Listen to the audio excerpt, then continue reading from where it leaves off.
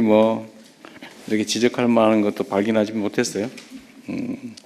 어쨌든 해수부는 부산으로 이렇게 이전하는 것 자체에 대한 스트레스도 많았을 거고, 또 이전 자체를 준비하는데 에너지 소모도 많을 것 같은데, 뭐 그 와중에도 업무를 상당히 잘 챙겼던 것 같습니다. 뭐 여러분들 잘 아시겠지만 해수부를 부산으로 따로 떼가지고 옮기는 거는 아마 전무후무한 일인데, 그만큼 해수부의 부산에서의 역할이 중요하다는 의미이기도 합니다. 아마 평생의 삶의 터전인 또 서울, 또 세종을 떠나서 또 부산에 새롭게 자리 잡는 것이 참 쉽지 않을 텐데, 그럼에도 불구하고 이렇게 잘 협조해 주셔서 감사드립니다. 제가 이제 보고가 오늘이 마지막 날인데, 하여튼 제가 이 업무 보고를 하는 건 이유가 있어요. 나름의 이유가 있는데, 이게 또 공무라고 하는 게 참 딱딱하고 재미없는 남의 일이어서 국민들께서 당연히 관심 갖고 지켜봐야 될 일이긴 하지만, 사실 국민들께서 그렇게 관심 있는 일은 아닙니다. 자기 일하기도 바쁜데 무슨 국가 공무라고 하는 게 뭘 그렇게 관심이 있겠어요. 그러나 또 관심 갖지 않으면 또 문제가 생기는 일이기도 한데, 제가 업무 보고라고 하는 형식으로 좀 재미있게 우리 국민들께서 관심 가지시라고 하다 보니까, 뭐 대통령이 참 경박하게 저렇게 장난스럽게 하냐, 권위도 없다, 뭐 품격도 없다, 뭐 이런 비난도 있기도 합니다. 세상의 모든 일들은 양면이 있는데, 그게 잃는 점이라면 또 한편으로 재밌다, 이렇게 해서 관심도를 제고한 건 또 성과이기도 해요.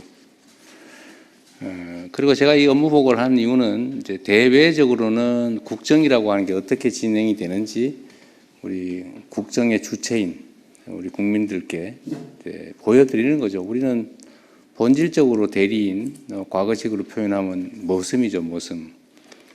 주인의 일을 대신하는 머슴이기 때문에, 주인이 일을 맡긴 취지에 따라서 또 주인의 이익에, 최대한 이익에 부합하게 또 일을 해야 되고, 그 과정 자체를 또 주인에게 잘 보여줘야 합니다. 또 우리가 당당하게 일을 잘하면 또 그걸 숨길 필요도 없는 거죠.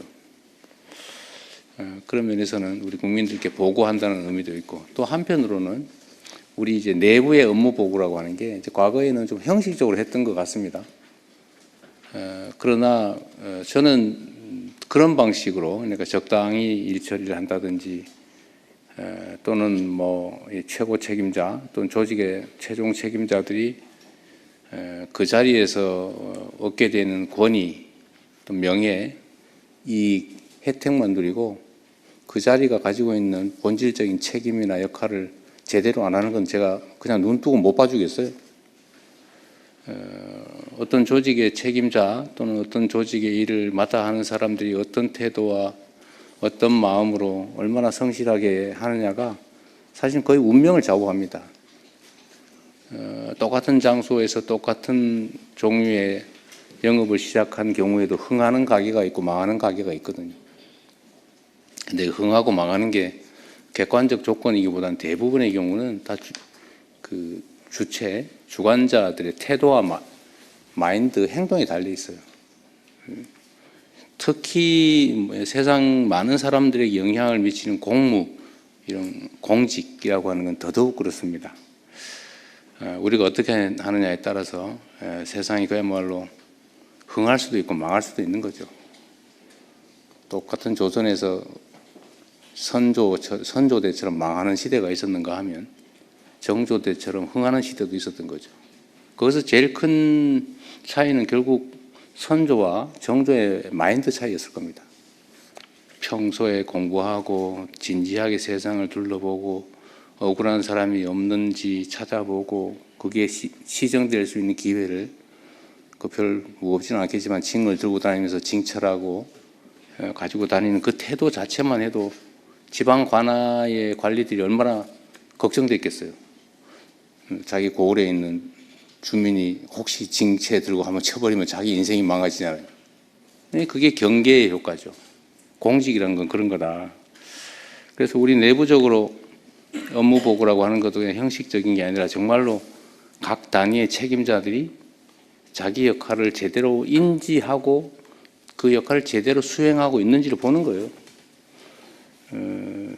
근데 자기가 하는 일이 뭔지도 모른다든지, 자기가 보고서라고 이렇게 써서 상신을 냈으면 자기가 써놓은 글자의 의미는 최소한 알아야 되잖아요. 근데 난 이 안에 있는 것만 대체적으로 물어보죠. 자기가 써놓고 몰라요.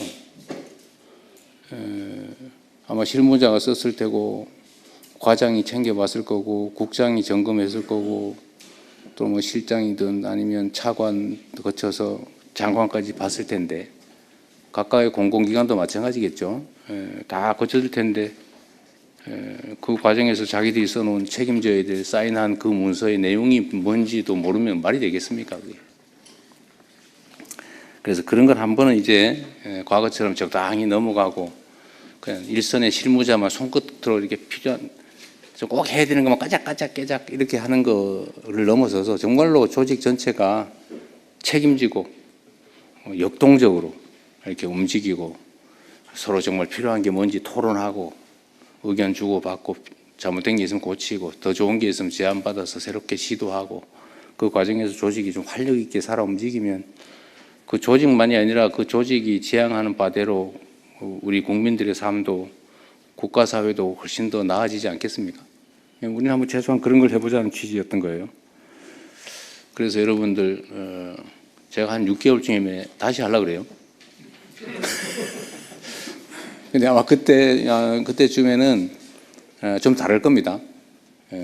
지금은 사실 처음 해보는 거라서 이것도 뭐 어떻게 될지도 잘 모르겠고 그러겠지만 다시 또 한 6개월 이렇게 업무를 해보고 그때는 또 제가 또 다른 방식으로 체킹을 해볼 겁니다.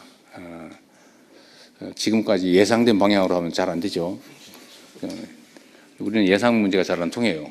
대신에 아주 상식적이죠. 그냥 자기 하던 일 최소한의 관심을 가지고 최소한 파악하고 자기 책임지면 되는 거죠. 그래서 한 6개월 후에 또 기대를 한번 해보겠습니다. 우리 국민 여러분께서도 한번 기다려 보십시오. 다음에 한 6개월 지난 다음에는 우리 공직사회가 어떻게 변해 있을지. 그리고 또 한 가지는 아까 제가 국무회의 때 비공개 회의 때 말씀을 드렸는데 각 기관의 책임자 지금은 이제 장관님들이 아마 자체 업무 보고도 했겠죠. 이제 각 실 단위, 뭐 국 단위, 과 단위도 그 소속 그 직원들하고 토론을 한번 해보세요.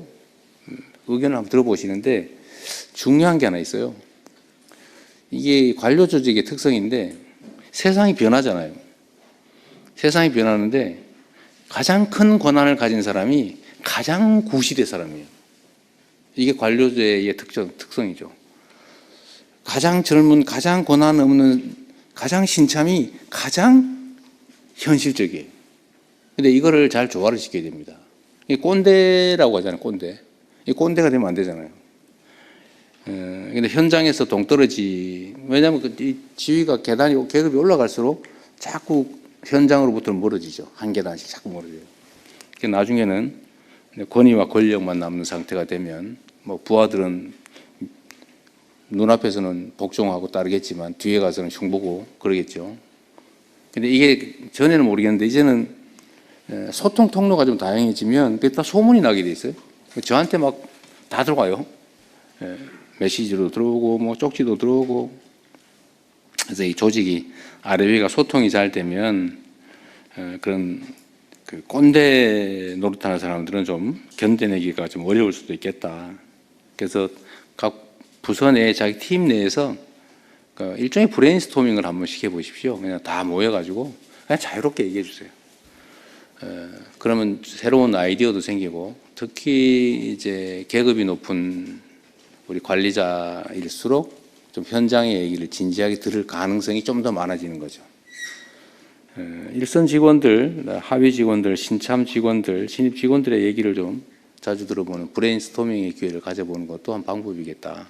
그게 본인에게도 필요하지만 조직에게도 필요하고 궁극적으로는 우리 국정이라고 하는 게 국민을 위한 것이기 때문에 우리 국민과 국가에도 필요한 일이라는 생각이 듭니다.